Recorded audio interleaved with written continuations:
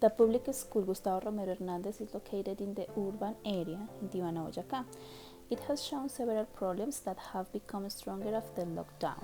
In general, there is a lack of management of the following aspects, but I think that they can get better through educational coaching. We have stress and anxiety management, familiar and friends relationship problems, leadership, assertive communication, and active listening, among others. Now the whole community is back to face-to-face classes, and it was more than obvious that after the pandemic, teachers needed more strategies to deal with the many challenging situations in terms of adaptation, behavior, feelings, and emotions management. One of the first coaching sessions we had in the institution was in order to strengthen the teaching practice and considering the teacher not only as a leader and motivator, but also as the direct reference point of trust for students.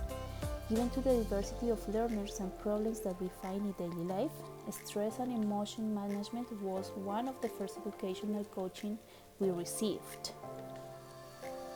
Here, teachers were kind of trained to be able not only to identify but also solve situations related to these aspects at the right moment in which they happened.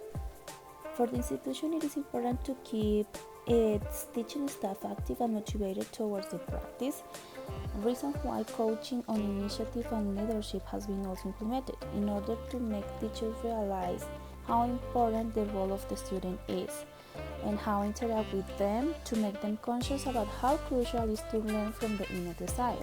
And here we can address Descartes A and Ramirez G, who mentioned that educational coaching characteristics do not show educators how to teach better.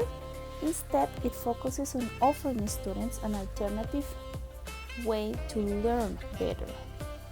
Being a public institution is not easy, and most of the time as teachers we find ourselves with great limitations in terms of technology, infrastructure, and resources in general. For this reason, we have also received guidance on how to do our best with the little that we have with resource management coaching.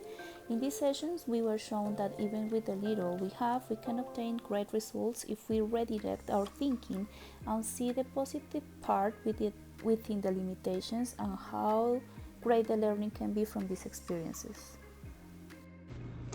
In Valledupar, the culture of educational coaching is still more an obligation than a need. Most of the regular educational coaching is about health and safety at work, about physical positions that a teacher should not have in order to avoid permanent damage to the body. However, Windsor School, Valledupar, a bilingual private school, apart from looking after the physical and mental health among its community, takes advantage of book publishers that provide some sort of instructional coaching, which aims to reinforce content focus, as it is one of the 5 key features of effective professional development explained by Desimon and Park, that emphasizes pedagogical practices to improve students' learning.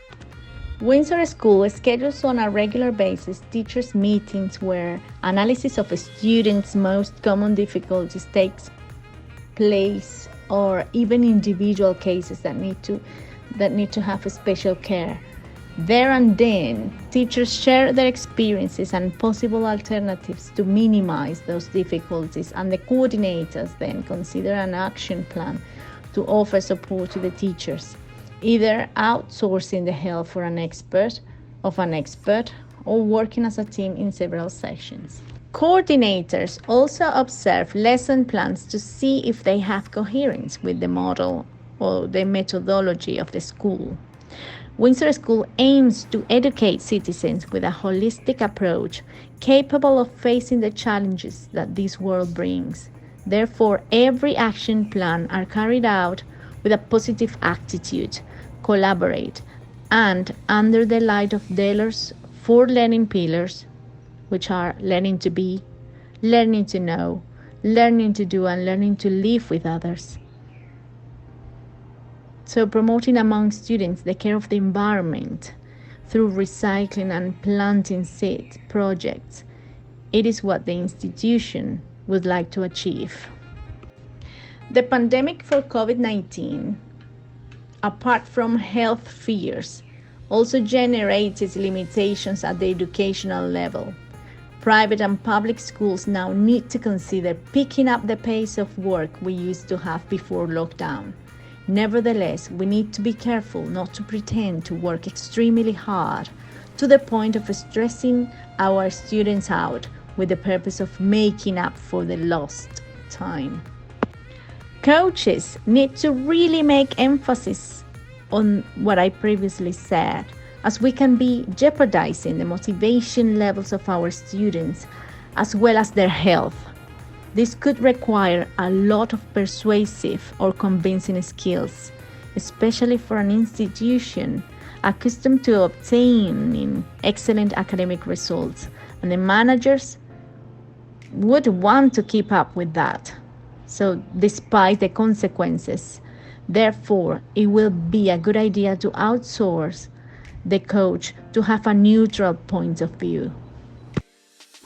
Rural public schools. Concentration School Padre José Balein Carvajal is a section of the establishment of the San Martín de Tours educational institution.